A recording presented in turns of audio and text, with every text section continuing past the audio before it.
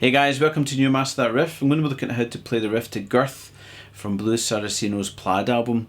I recently got this guitar and I think it would be remiss of me not to look at how to play a Saraceno riff since I got it. But if you want any more information, in-depth demo of this, check out the latest Master That Gear video. You can find out all the details about this guitar. So the riff, I'm in standard tuning. It's all bass drowned, it's really cool, kind of C blues, rock, funky thing round about this kind of first, third fret kind of position in the guitar. So what we're going to start off with is basically your classic Hendrix chord, like a C7 sharp 9 chord. So what I'm playing here is third fret the A string, my middle finger. My first finger is playing second fret the D. My third finger is playing third fret the G string. And then my fourth finger is playing fourth fret that B string. You know, it's a 7 sharp 9, the Hendrix chord. So basically play that really quickly. And then what you have is this little chromatic idea on the E string. And what I'm doing here is I'm controlling the string with a little bit of permuting. Just to give it a kind of punchy sound as well. But what I do, so I'm doing 0, 1, 2, 3. Now when I get to that 3, I'm going to hit that 3 twice. These are all 8th notes, so it's kind of like it goes 1 and 2 and when I get to the 3, I'm going to hit it with 2/16, like a down up. So this riff is a great riff for working on this switching between all downstrokes and 8th notes and then little down ups for your 16ths. So it really works in your kind of picking control here. So yeah, after I've done that, I play first fret of the A string there. So that's your kind of lead into that, is the double hit. Yeah, so together it goes. Yeah. Then what I do after this is I go to first fret the D string and I'm going to do a little kind of little bluesy bend. This is like your minor third because our root note's C here, so I'm kind of doing like a little bluesy touch to it. And what after I've done that, I'm going to do 3, 1 on the A string. Okay, so all together so far we have this. And notice I switched to my fourth finger there.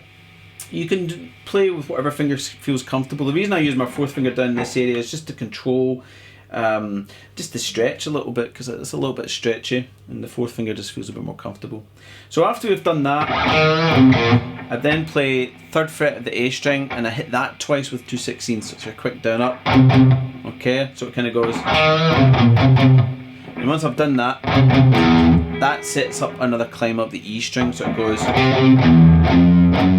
0, 1, 2 again, and when we get to the 3 this time, we hit it once. Then what I'm going to do is still 2/16, the rhythm that I'm hitting it, but I'm going to do, it's kind of like you hit the note with the downstroke, and then in the upstroke, you're transitioning to a chord, so what you end up hearing is like this kind of muted sound, like that, so it kind of goes, yeah. And what you're doing after that is playing like a B flat power chord. So what I'm going to do here is play first fret the A string and then third fret of the D and the G strings. Now again, I use my first and fourth finger there but you may want to do first, third and fourth, whatever feels comfortable. For me, when I'm doing this riff at speed,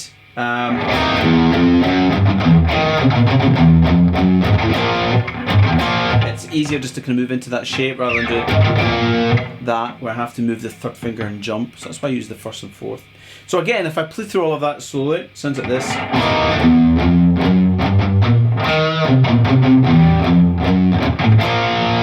Okay, now that's the main gist of the riff. After we do that, the first time we play it through, this is an 8-bar riff. This is kind of your first 2 bars. I'm going to slide to a C9 chord. So what I'm doing here is the chord that I'm going to is third fret of the A string, second fret of the D, I'm using the second first there, and then I'm going to bar my third finger across the third fret and the G, B and E strings. So it's another C dominant chord. We started off with this 7 sharp 9, sharp 9 goes back 1, and you get a C9 there. But what we do is we slide into that from the fret below. So that chord shape, take it a fret below, hit, and slide up. So you're coming in and landing beat 4 there. And when you slide up, you're landing in beat 1, kind of bar 3. Okay. So what you have is that's your kind of transition. So when you play that, you get back into, so you're kind of replacing your 7 sharp 9 chord with the C9, so it goes.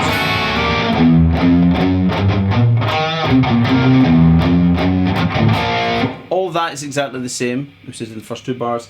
It's just this little transition bit changes. So when we get back to our B flat power chord, instead of doing a slide into C9, I'm now going to play like an A string and into the C9 chord. So it's just a little variation, yeah. And then we do all that again. So we've done our slide.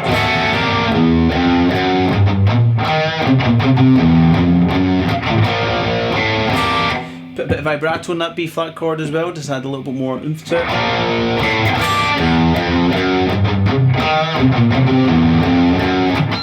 And then the last time you play it, you play a B flat power chord. And then I'm going to do this little chromatic movement up. And then this isn't really a full chord.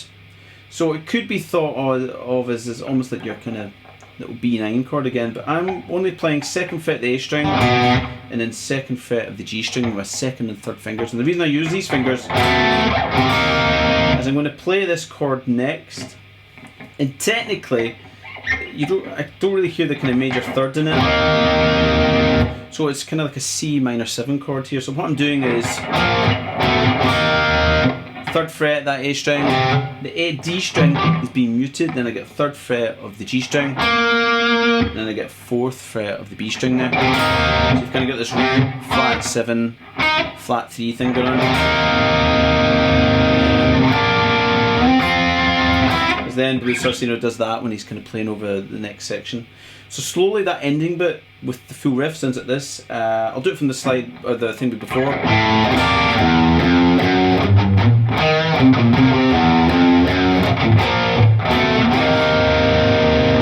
Okay, and then that's it.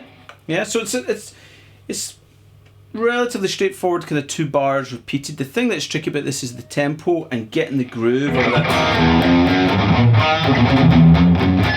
You know, getting that kind of those little 16ths. So it's a great riff for working on that switch.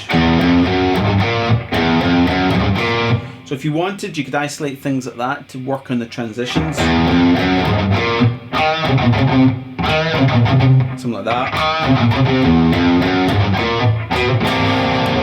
Yeah. So, have fun with it. It's a great riff, a great album. If you've never heard Blues Saraceno before, I highly recommend you go and check him out. As usual, check out Master the Guitar on Facebook, Twitter, Instagram, all those usual places. If you're not subscribed, you want to see more riff videos, more gear demos, etc., solo lessons, please subscribe to the YouTube channel. And if you're interested in getting the Helix patch for the tone I created here, or the Guitar Pro version of the tab, or lots of other extras, check out the Master the Guitar Patreon for all those kind of extras there. So, as usual, have fun with that, and I'll see you soon.